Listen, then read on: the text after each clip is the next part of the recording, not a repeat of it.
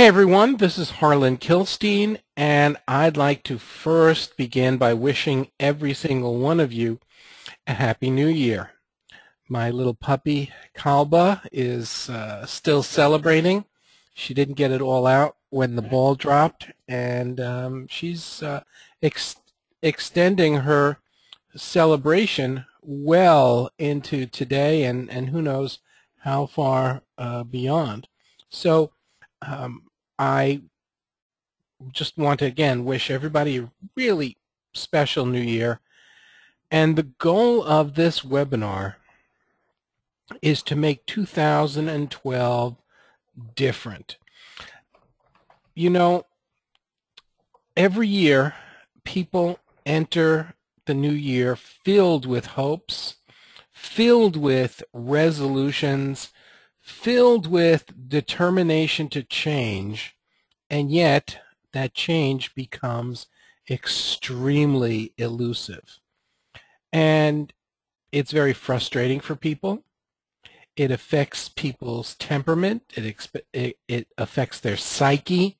It affects the joy that they have in life, all because they don't get what they want. Now, people begin with the best of intentions, and yet, in most cases, their intentions don't last very long. Typically, not even to the next month. Typically, very few make it past the first week. I remember that when I was in the hypnosis business, we knew that don't advertise the first week of January. Why? Because in the first week of January, everybody believes that they're going to be making their New Year's resolutions, and their New Year's resolutions are going to take hold.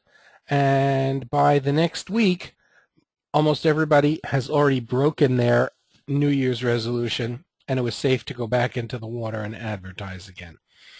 So what I'd like to do is I'd like to work with you, and I'd like to help you make 2012 different than any of the years that have come before. Not just different, I want to help you make it better. So first, a little bit of housekeeping. Many of you know that I have been coming off of a case of the flu, and there is if you are a gambler, there is a better than even odds that you're going to hear me sneezing or coughing. I'll be very careful to try and not infect you over the computer, so back away from the computer in case you're worried. But it's also possible that I may defer to my good friend Jim Arthur, who is here on the line, because there's a pretty good chance that my voice there we go, that didn't take long, my voice is going to go out. So I'm sitting here with my puppy under my feet. I'm sitting here with hot tea in my hand. Oh, that's hot. And now we're ready because we've got an anxious group of people here. So first, number one, is I'm just amazed at the number of people who on New Year's Day took the time to join us. And what I'd like you to do now is I'd like you to type in one sentence, okay, and I'm going to take a look at that sentence. I'd like you to type in one sentence what you'd like to change this year. Now, I'm not going to mention anybody's names or anything like that, but I would like you to go ahead and type in what you would like to change this year.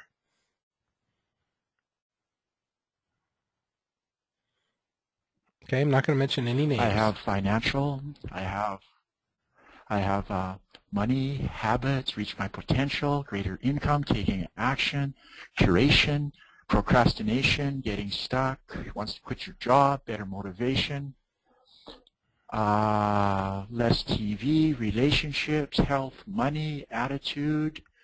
Where do I type? I have more freedom, more action. My goodness, I can't keep up. Increased focus, completing goals, employment, restless thoughts during meditation, grow your business, make lots of money, blessing others, more concise focus on goals, more freedom, more love, money, freedom, and travel, change my mindset, profit margins, timely basis, finishing projects, curb interruptions, quit my major client, increase my copywriting revenue, Can I get you to speak up a little bit, Jim? make all the calls I need, monetizing marketing efforts, get busy and move rapidly into the year, have more leads and more prospects, save my home, that's poignant, get out of my comfort zone, stop procrastinating, change my unwillingness to go ahead, change my energy, be more positive. My goodness, they're just scrolling by so fast. Get ahead. Wow. So we're seeing change come in a lot of different areas. And even though I've asked you that question, I pretty much had a really good idea what those were going to be. And the reason that I have an idea is because those are the things that people want to change year in, year out, but those are the things that typically do not change. Now, I'm not trying to pour water on your hopes, not at all. Nor am I saying that you're not going to get those things. But what I am going to point out to you is that most likely the things that you want to change this year are things that you've wanted to change in the past. If what you want to change this year is what you wanted to change in the past, please type in the word yes or it's the same or same. And tell me what you see, Jim. I see yeses pouring in at least 50, 75. Yes, it's been the same. Oh, Sabe. Jim, I've got to get you to speak yes. up because I can't hear I'll you. speak up. Yes, it's the same. Yes, some of it has changed. Yes, exactly. Yes, with difference. Very close. A few no's, but very much, I'd say there are 200 or 300 yeses here already, Harlan. Okay, so that's fantastic. And people typing in same, yes, yeah, I saw that. So the goal of this webinar is to help you understand why people who are determined to change rarely do. Okay, I want to repeat that. People who are determined to change rarely do.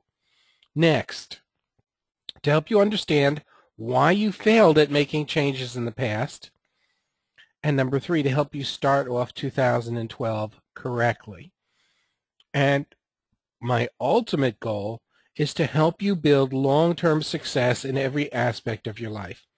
Now, when I wrote to you, I told you that this is a no-pitch webinar, and that is there's absolutely nothing that is going to be sold. But there is going to be a pitch, and the pitch is going to be that you agree to work on changing you. That's the pitch. And if you think that's fair, then type in that's fair or I'm in or let's go.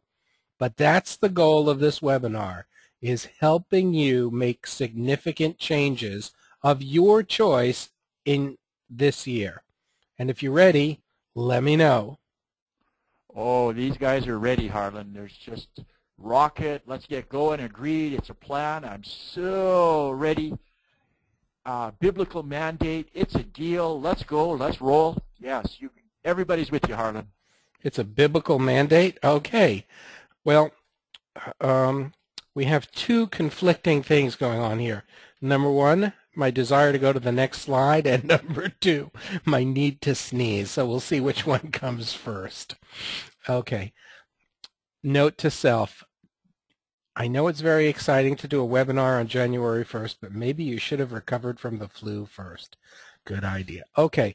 So Oh, now what happened to my slide here? There we go.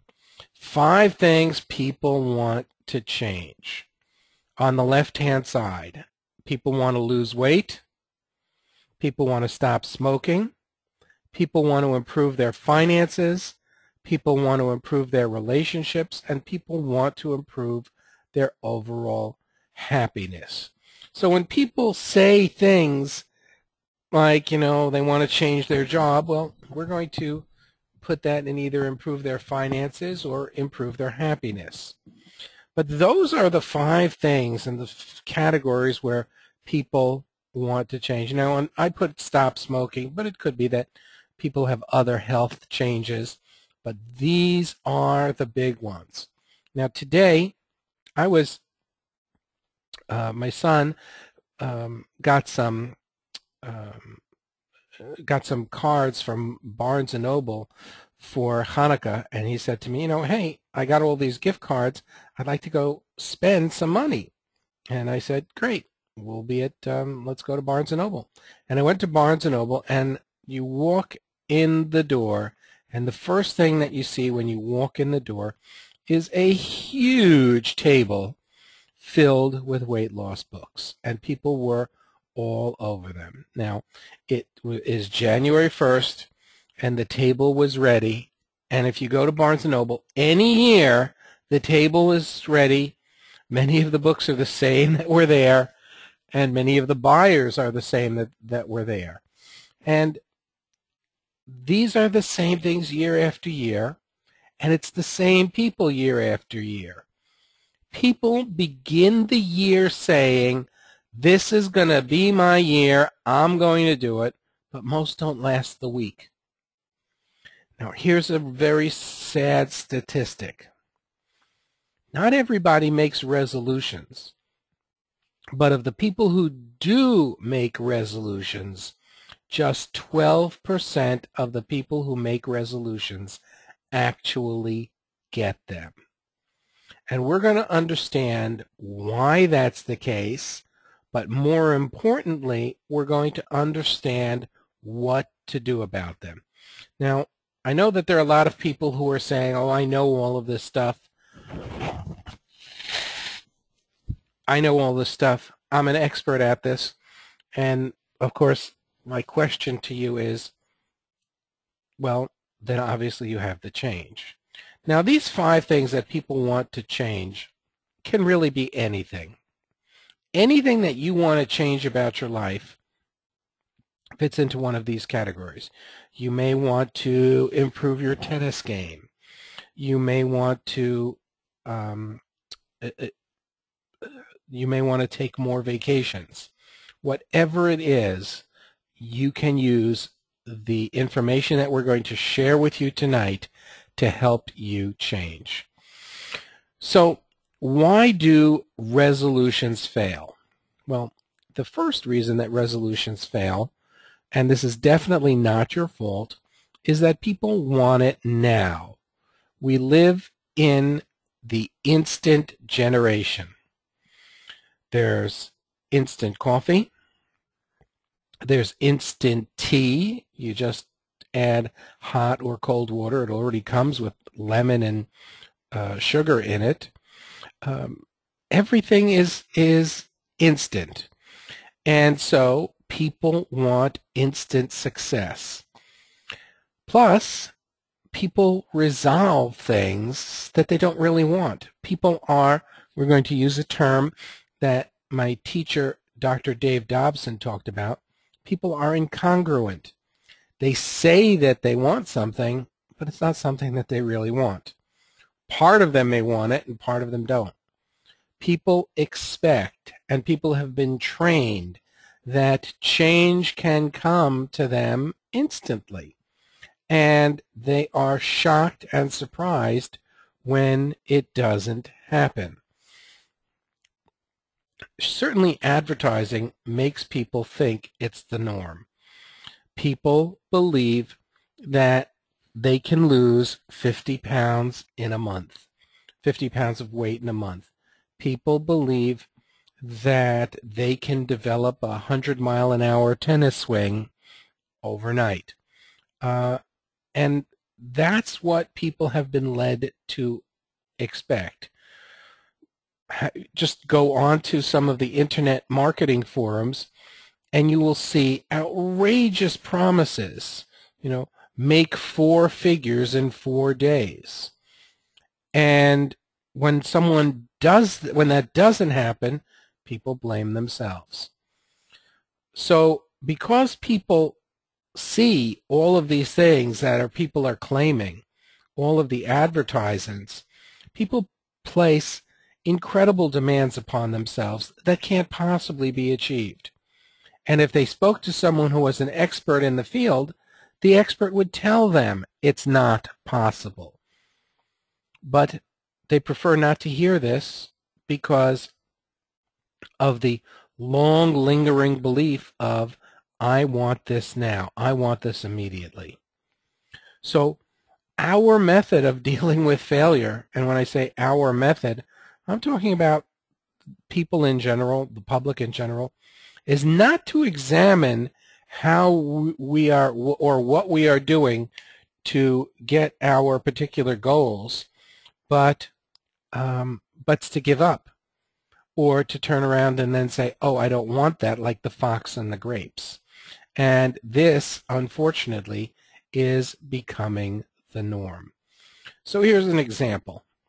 Sarah's goal is to lose 40 pounds in 2 months. She thinks this is a reasonable goal. 40 pounds in 2 months would make that 5 pounds a week, or, if she parties on weekends, she could lose just a pound a day, and she should have that in 2 months. But practically, if you speak to anyone who has any experience in weight loss, if you speak to someone who is a physician, or you speak to someone who is a nutritionist, they will tell you that the only way that you are going to lose 40 pounds in 2 months is if you amputate one of your legs. Practically, no one is ever going to do that. But even though Sarah has tried to lose weight before, and even though she's practically never gotten beyond that initial 5 pounds, which she always puts back on, she goes through the same thing year after year. And as soon as she misses her first goal, which is a 5-pound week, it's pretty much all over. And she doesn't make it into the second month. She doesn't make it past the first week. Reason here is that the goals and expectations that she has set for herself, which are encouraged by the weight loss marketers, they are impossible for anyone to achieve. Now, she may want to repeat this at the start of the swimsuit season, but then she'll be so desperate she'll want to lose all 40 pounds in a month. And her expectation will be 2 pounds a day. And we all know that that's not going to happen. She would have to amputate both legs to get that. And the bottom line here is Sarah is being misled by all of the advertisements. Pick up the news papers, go on television, and you'll see countless ads claiming that this is possible, when in fact, practically, it's not possible. And so, because people fail to live up to unreasonable expectations, they give up. So why else do resolutions fail? Because people just want it to happen. People do not make a realistic or a concrete plan. And we're going to discuss this. People ignore their emotional selves. Now, this is going to be a very, very important part of what we're talking about right here. And that is, they do not ask themselves the question before setting out on the journey. And the most important question, and we're going to go into this in a little more detail, is what's important to me.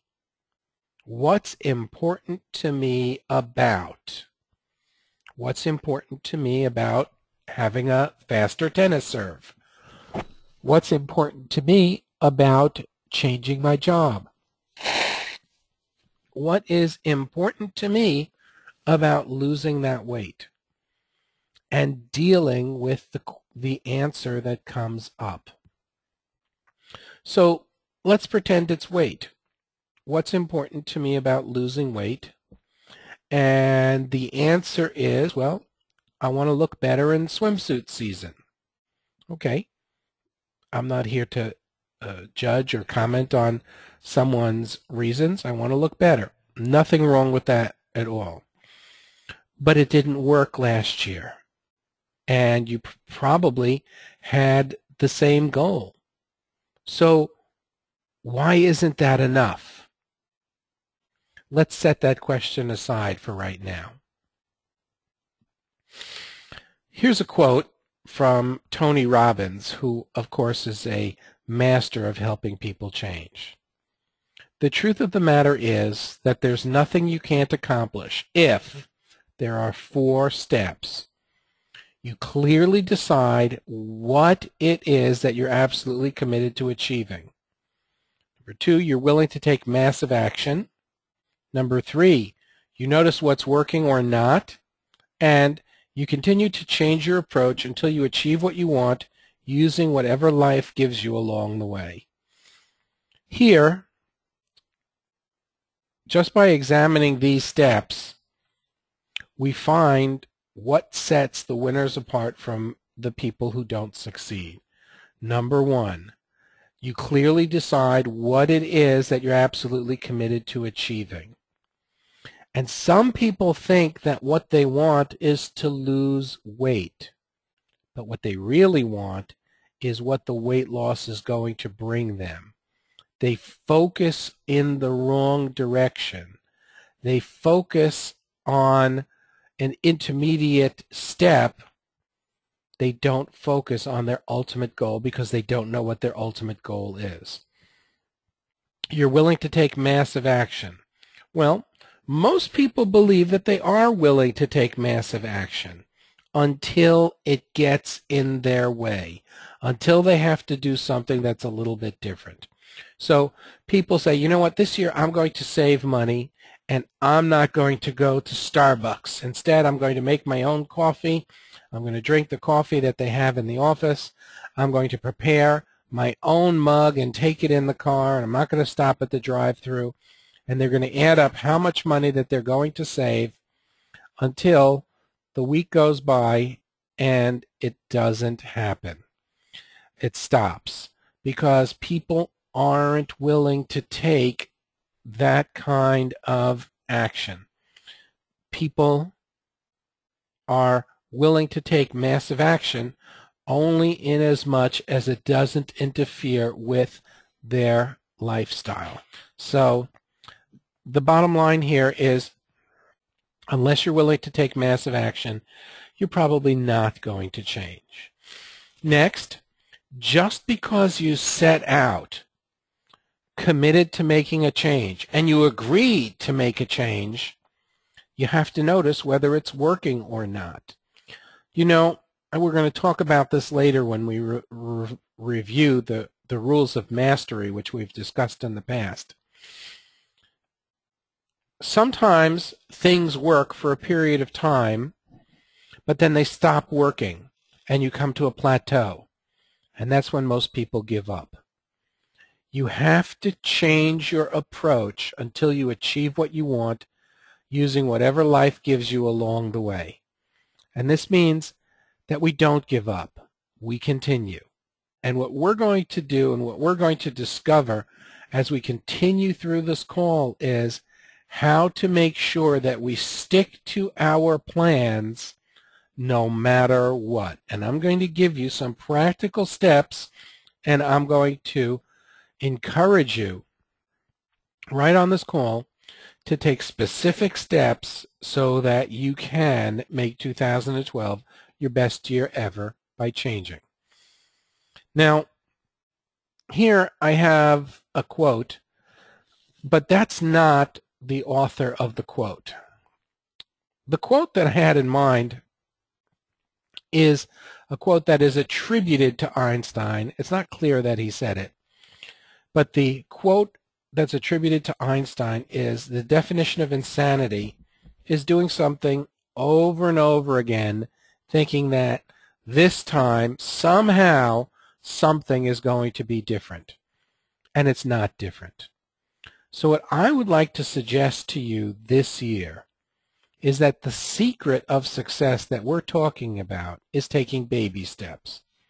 Now, I have to tell you that taking baby steps is completely against what most people want. Most people do not want to take baby steps. Just think about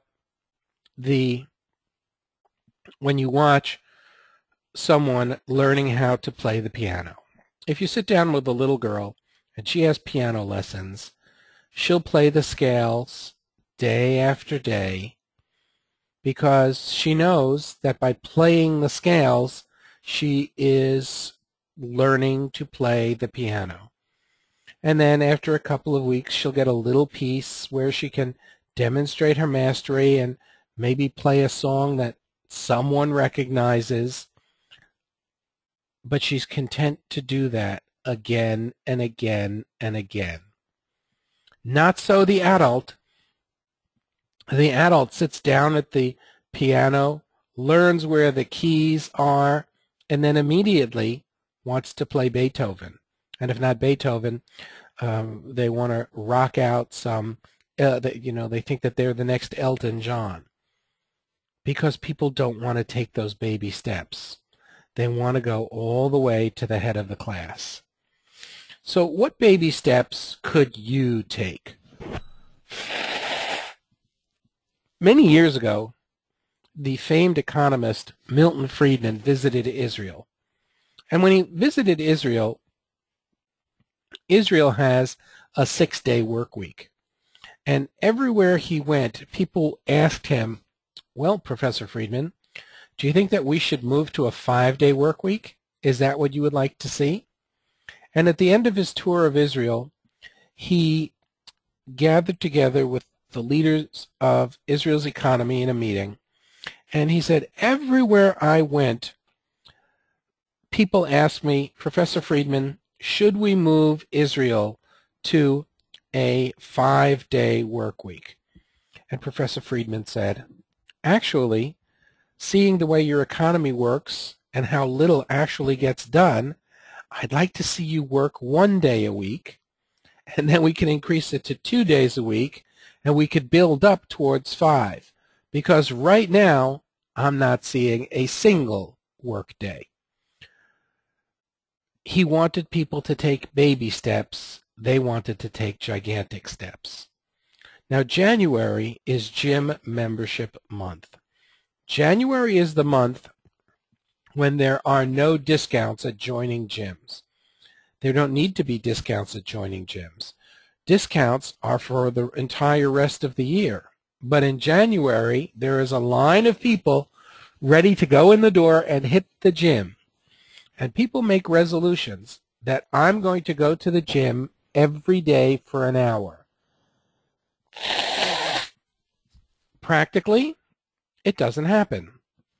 And so, by the end of January, something like 90% of the people who joined in January are no longer going to the gym. Not only every day, but not even once a week.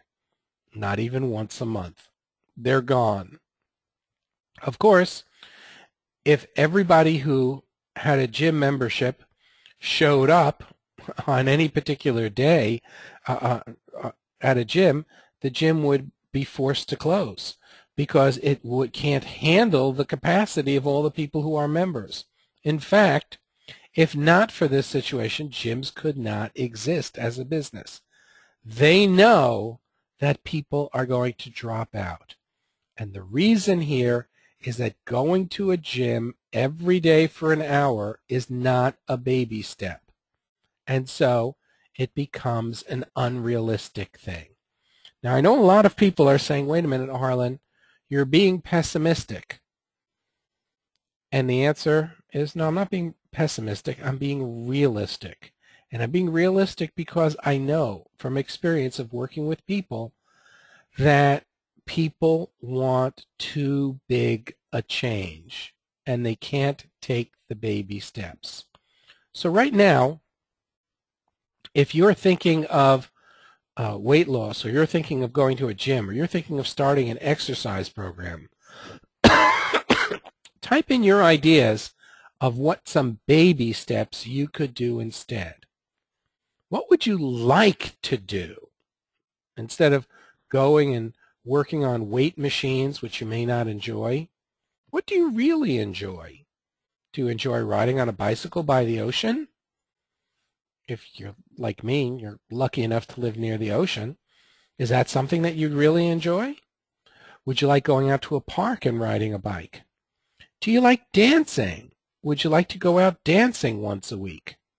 What if you did that and committed to doing that instead of going to the gym every day and working on equipment you don't really like? What if you say, well, this year is going to be my year for my my abs. I'm going to have the abs of my dreams this year, and I'm going to do 100 sit-ups a day. Well, you resolve you're going to do 100 sit-ups a day. Maybe you even do them the first day. Well, if you haven't been doing sit-ups, what if you did just one today and you really liked it? And what if you did another one tomorrow? What if instead of going to the gym every day for an hour, you went out to a park and you took a walk for 10 minutes and really enjoyed it? And when I say really enjoying it, it's your enjoyment of it that's absolutely crucial, because your enjoyment of it is what's going to be your guarantee and your promise that you're going to do more of it. Change things up. Let's not do things the way they've always been done. Jim, what are people typing in?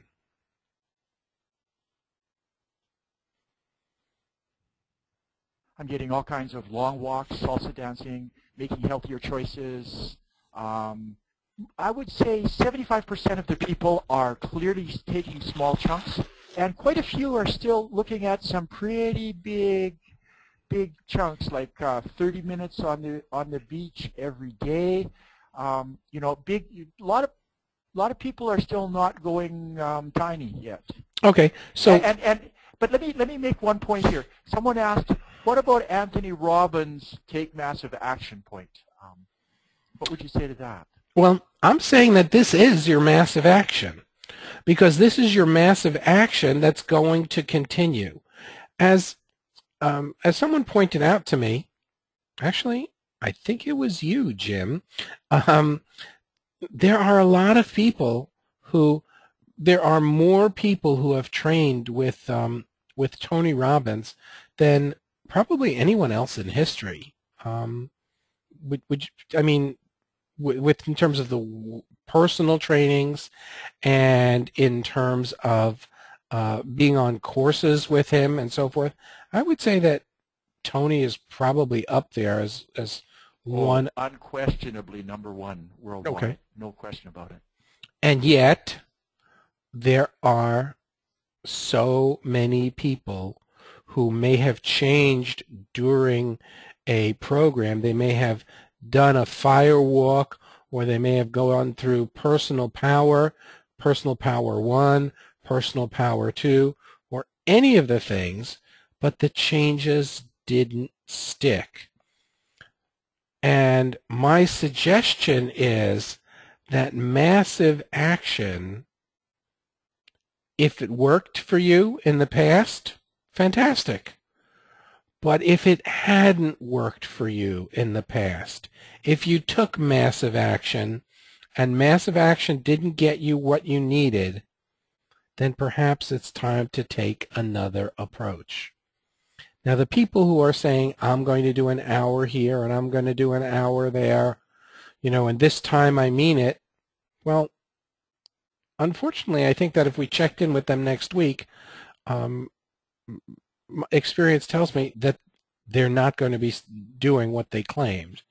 And not because they're bad people, it's just that their definition of what it takes is, it's not going to make them get them their goal.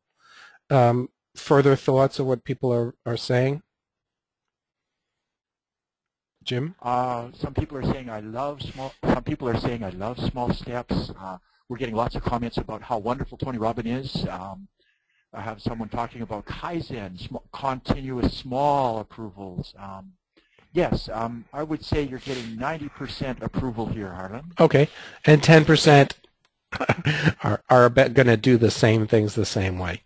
So, Jim, we're going to go through a method now that some people use, and this is more your expertise than mine. So how about you take over from this point, and then I'll jump in.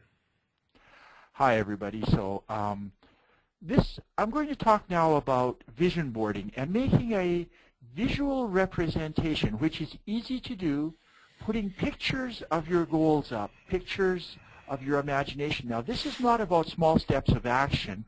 This is about inspiring your mind. And Harlan didn't know that we didn't put this presentation together, but we're both quoting Einstein. And Einstein says, your imagination is your preview of life's coming attractions. And you can see an example of someone's vision board here. They're going to take lots of pictures. Obviously, weight loss is in some of the photos ahead, ideas and such. May I have the next slide, please, Harlan? And so let's talk a little bit about vision boards. When you use visual actions, and we're talking about taking images and pictures from magazines, from the internet, printed out, if you create visual images of the future, it helps with motivation, it helps persistence through the bumps and the curves on the road. It'll give you energy and action. And this all comes from putting your goals and your big dreams up where you can see them to remind yourself on a regular basis. Thank you, Harlan. Your brain is stimulated by desired images in different parts of your brain. Someone asked, how do you create a vision board if your business is selling intangibles? The vision board is about what your business gets and what you get. And the goals and satisfactions, if they're intangible, can certainly be represented metaphorically. And we'll talk about that in more detail. Another slide, another click there, please, Harlan. And it's nice to have a regular reminder right out there in front of you. So I encourage you, if you put your goals somewhere where you can see them, or put your vision, images and pictures, that will be very powerful. And there's a cumulative effect of reminding yourself every day for a day and another day and then a week and a month and a year. And sometimes some of the big goals take time to achieve. Another slide, please, Harlan.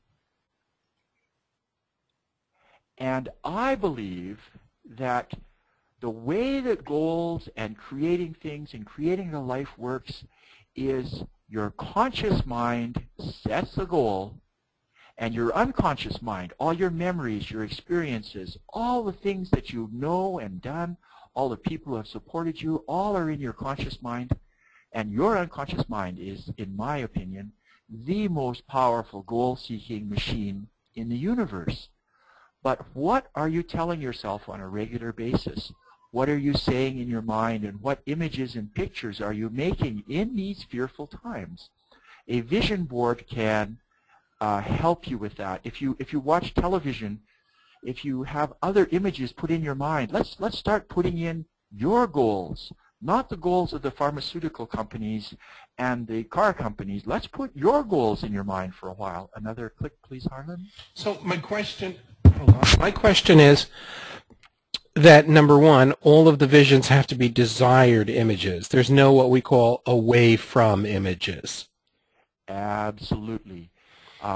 Put images out of what you want. So if you want to lose weight, put images of a beautiful flat belly. If you want more money, put images of the goals which money will give you: more philanthropy, more generosity, more material goods, more freedom, more safety. And you can represent intangibles with visual images much better than just a word says freedom. What does that mean? But if you have several images up there of what you desire, and Harlan makes a very good point, we recommend strongly that you concentrate on what you want, not what you don't want in general, especially for this part, for a vision board. And another click, please, Harlan. And most importantly, your vision board keeps your vision in your mind. We are all busy. We have family and friends and work and social obligations and personal obligations. And if you don't keep track of where you're going in the big picture, not only will, as Yogi Bear says, you might wind up somewhere else, I guarantee you, you will wind up somewhere else. Another slide, we'll talk more about vision boards. Okay, so why is putting visual images up in front of you? And I'll give you some examples in the next slide, so you'll get some picture of this. But if you put lots of beautiful visions up there, you chose them. You created the beautiful images, and those are yours. Another click, please, Harlan. A vision board helps keep you accountable. It reminds you. You walk by these beautiful visions of the future on your way to having too much peanut butter in the night, and this will help you. Another click, please, Harlan.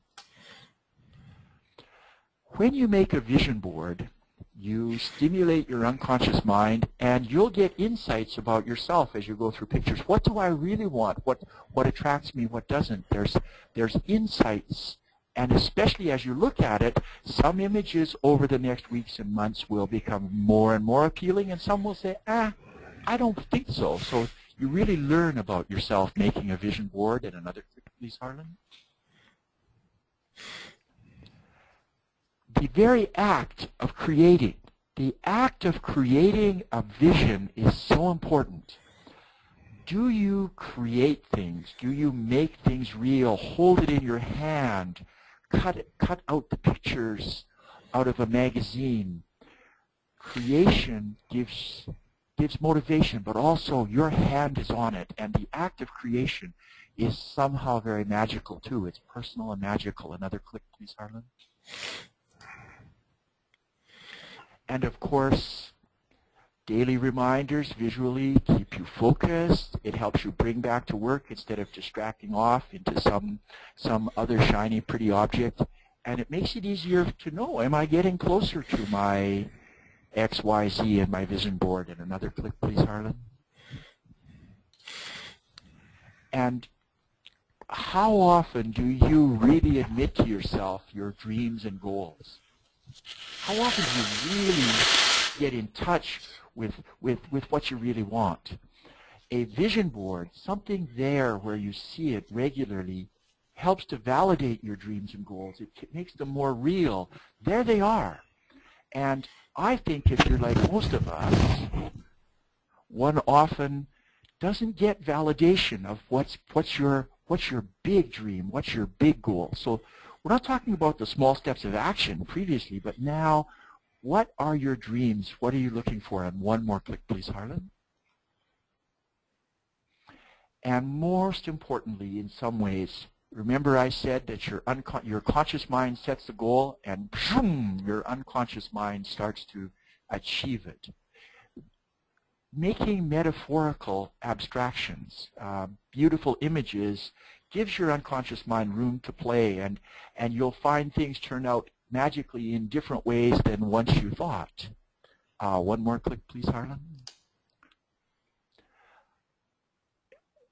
We talked, and Harlan very wisely talked about keeping it totally positive. Keeping positive images in your mind are so much better than the images of the news and fear and Europe and finances and unemployment. And there's a place for reality, but there's also a place to just purely be energetic and have your own positive feelings and thoughts. One more click, please, Harlan. Okay, here's all kinds of different ways to look at vision boards. There you can see up in the top left-hand corner a nice little frame with a whole bunch of pictures stuck up. In the top right-hand corner, there's all the different images that appeal to this particular woman who really, her big feeling for the year is to dream. And there's many different ways to do it. And my friend Helen Marie has been teaching Dreaming Board for a long time, but you can find your own creative way. And if you look at the bottom, here's someone who just has 4 big words and some beautiful evocative images to help go on. So I encourage you to create a vision board. And if you want more information on vision boards later on, please write in the comments here and let us know what you'd like to know. But you can do this. You can do this. So Now, leave me a comment if you'd like to know more about vision boards. And you go ahead, Harlan. What were you going to say? well, I was going to say that a lot of people have heard of vision boards. Vision boarding was actually mentioned very strongly in The Secret, but a lot of people who have made vision boards haven't actually gotten anywhere with their vision boards, and that's something that we're going to be exploring in the future, how to make sure that your vision board, that your vision becomes your reality. Simply putting it on paper is a step that's going to affect your subconscious mind, but your vision needs to become integrated with your actions in order for you to have the biggest chance of success. Now, there are a number of books that are excellent in terms of helping people achieve personal change. I've already done a webinar, and we'll be posting where you can find that on the book Mastery. But at the same time that I discovered the book Mastery, Jim was telling me about a book put out by a great teacher and someone who Jim has personally studied with, Don Miguel Ruiz, and the 4 Agreements. Jim, what are the 4 Agreements? First of all, let me tell you that this is my second favorite book of all time. And that when I was a bookseller back in 1999, I was just leaving the book business and moving somewhere else when I met my friend Dr. Kilstein, and I recommended these 2 books, 4 Agreements and Mastery. But let's look at the 4 Agreements. May I have one more click, please?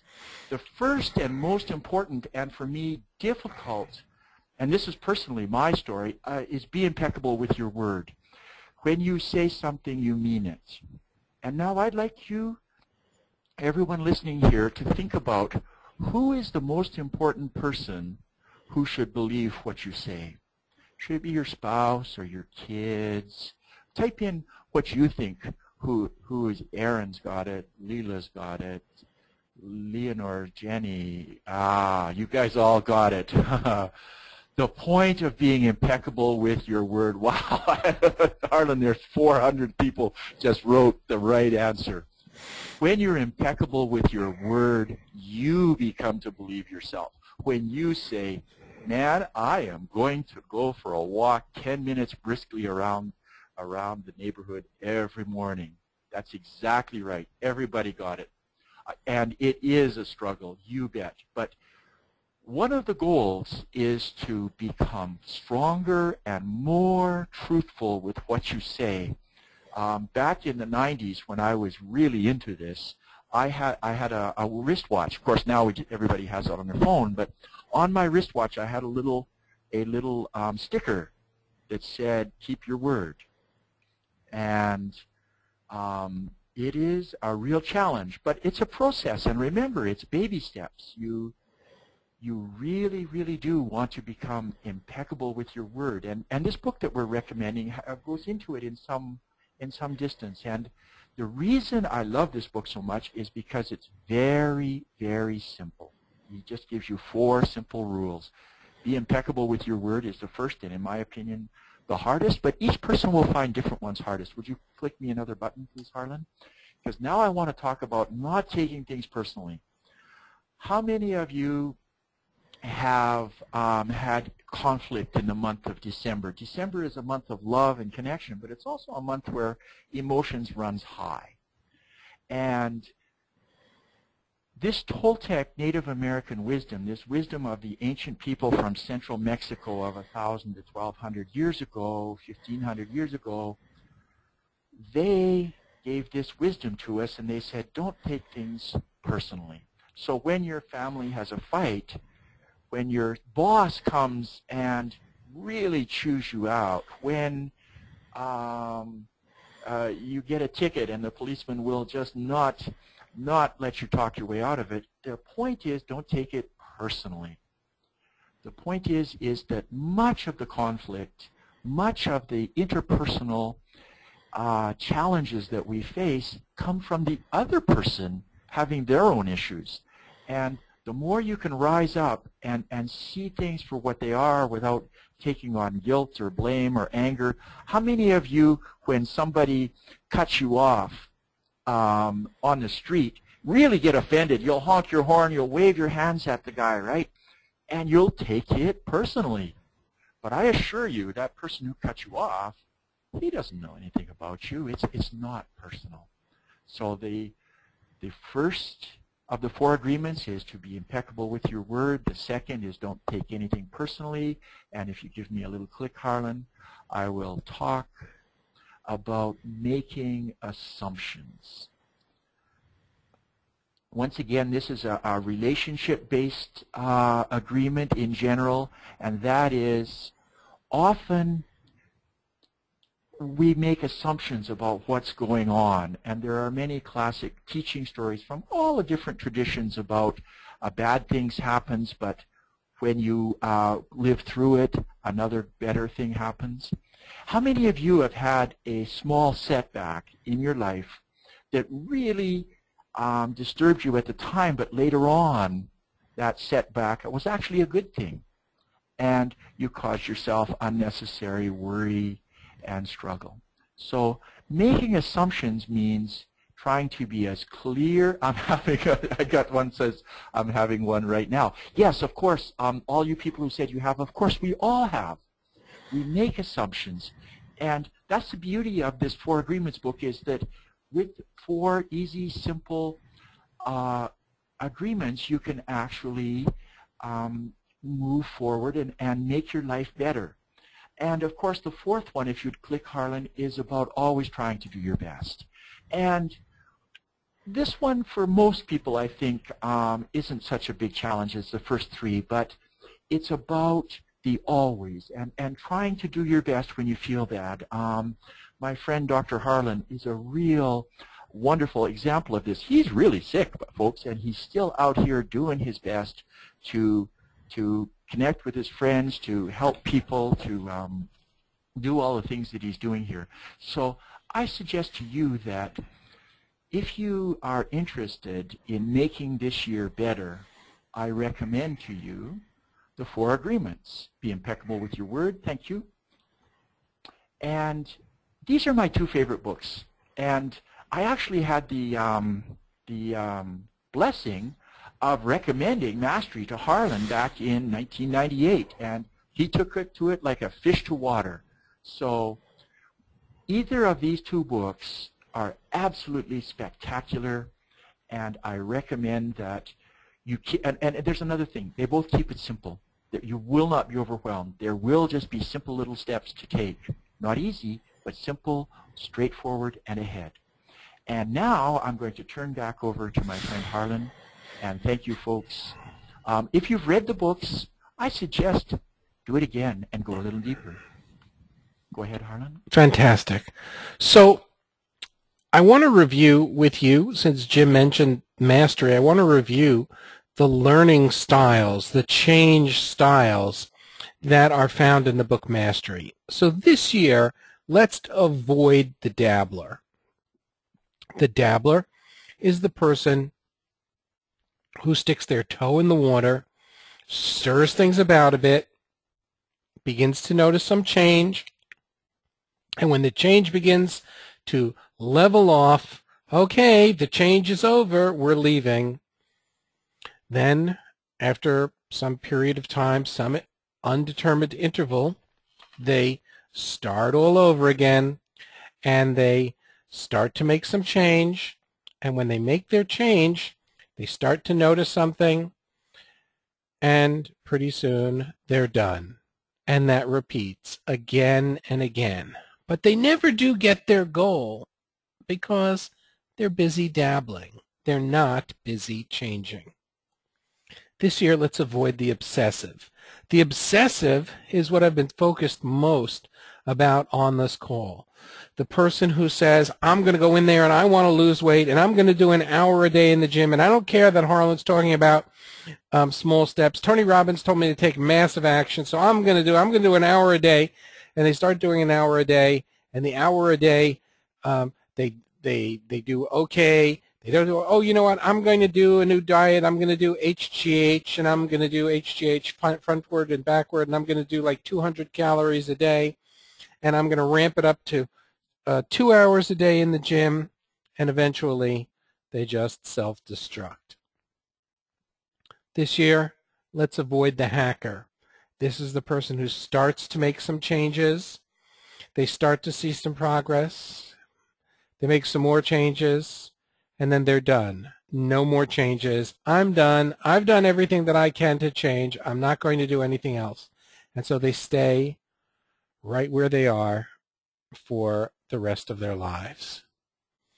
You see, this is what people want, and they actually logically begin to calculate. Well, if I've made this change in this period of time, I should be able to be so much further in another month or 2 months, because they believe that change is linear, and it's not. Real change looks like this, and this is the mastery curve. And I recommend we will post for you, once again, the webinar that I did about mastery. It's on YouTube, and it's well worth watching. We had lots and lots of people on that, and well worth it. It's a timeless thing. It's about you becoming the master. So I have some concrete steps that I'd like you to take, and here they are. Number 1, I'd like you to ask yourself the question out loud: what's important to me about XYZ change? And of course, XYZ is whatever you want to change. Ask yourself, is there anything negative that can happen if I don't make this change? So for example, let's say the change is to stop smoking. Ask yourself the question, what's important to me about stopping smoking? And listen to what you come up with. Ask yourself, is there anything negative that can happen if I don't make this change? Well, if I don't stop smoking, is there anything negative that can happen? Then ask yourself, is there anything negative that can happen if I do make this change? But ask yourself these questions out loud. Once you've taken these steps out loud, I want you to go public with your change, and I want you to join me on http://facebook.com/mastery learning. You'll see a picture of the mastery book. You're in the right place. And go public with what you'd like to change. Let's make our change public. And when you make your change public, an amazing thing is going to happen. And this is my goal. You're going to connect with an accountability buddy there. Stop working with somebody in your office who's been trying to lose the same 40 pounds for the last couple of years. No, it's time to make a change, and it's time to work with someone new. And working with someone that you can meet through this call, through Facebook, is perhaps a different way. Let's do things differently this year. Connect with someone there. You can message one another through Facebook, and depending on your own level of comfort over time, you can exchange email or phone. That's entirely up to you, or it's perfectly fine and perfectly safe to keep it right on Facebook. And go back and forth. Become an accountability buddy. Find out what the small steps they want to do and report back to one another. It can be on a daily basis. It could be on, in other words, if let's say your change that you'd like to make is you'd like to eliminate sugar from your diet 6 out of 7 days of the week. Okay, well, report back to your accountability buddy every day. When you have somebody that you have to hold yourself accountable to, and they are holding themselves accountable to you, you will find that your change becomes more enduring. Focus on the single steps. Focus on the baby steps. And so the number one thing that I want you to do is I want you to go public with what you'd like to change. And the second thing that I'd like you to do is I'd like you to find an accountability buddy right there on the Mastery Learning Change. Whatever it is you want to change, I assure you that there's someone on this call who wants to make the same change. What happens if you find more than one accountability buddy? Fantastic. Even better. But right now, tonight, I encourage you to come onto Facebook, onto Mastery Learning, and you'll see that I'm going to be there shortly. And Jim, will you be there shortly saying something that you'd like to change? I will be there very shortly. Yes, I will. Okay. And let's all begin the new year helping one another change. Come by the Mastery Learning for inspirational quotes. Come by Mastery Learning for strategies, for recommendations of books that you can read that will help you change. And if you've got a book that you think is good, by all means, share it with us. And by the way, and if you're an author of a book on change, by all means, let us know, because we want to do as much as possible to help as many people as possible make 2012 their best year ever. So it's just an hour. I'd love to stay on and talk and take more questions. Maybe we'll go to questions one more time, but my health is, let's go to questions, Jim, and see what's coming in. Okay, folks, type in questions, and we'll take 3 or 4 there. But we're pretty well over. Poor old Harlan wants to take part of it. Joanne Covington says, "Is this first program of the 101 with Jim?" Jane, nope. This is purely about supporting each other on Facebook. I get lots of well wishes for Harlan. Be well, get healthy, heal fast, and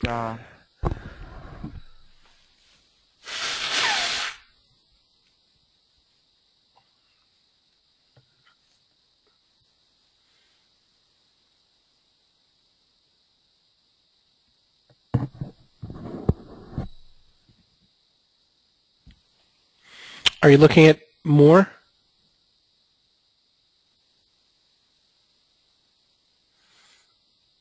Okay. Jim has fallen off my screen. Folks, I'd like to thank you all for attending, and we will see you on Facebook.com, Mastery Learning.